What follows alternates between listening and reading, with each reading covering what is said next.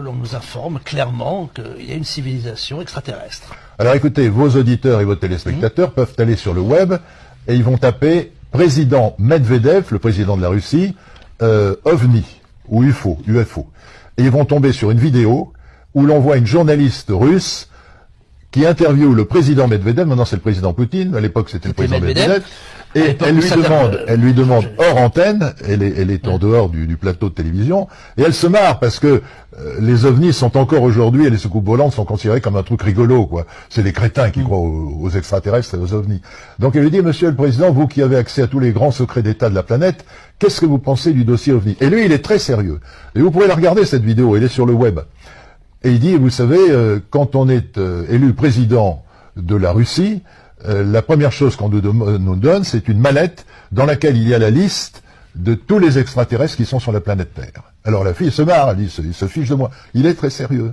Donc voilà, je n'en dirai pas plus, bien que j'en sache un tout petit peu plus. Bon, alors là, Jean-Claude Bourret, la liste de tous les extraterrestres qui sont sur la Terre. C'est-à-dire qu'ils ont l'apparence humaine, oui, à des hauts postes de responsabilité. Oui.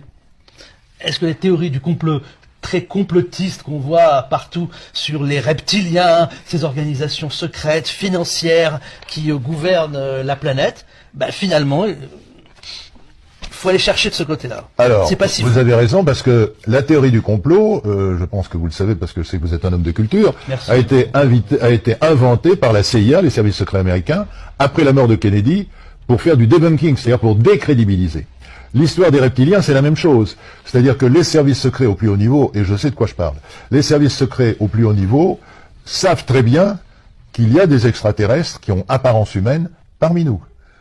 Mais pour décrédibiliser cette information qui peut choquer ou qui peut faire rire ceux qui n'ont aucune connaissance du dossier, ils ont injecté dans ce dossier l'histoire des reptiliens.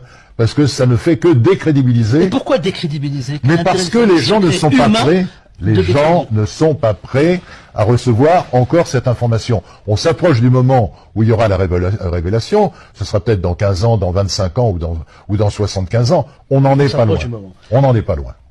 Mais ce que les gens ne comprennent pas, c'est que quand ils prient Dieu, quelle que soit leur religion, c'est pas Dieu qu'ils prient, c'est leur propre esprit.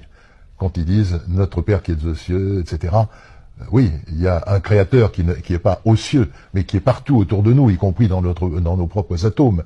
Et nous sommes une parcelle de la magnificence divine. Nous sommes une partie du créateur.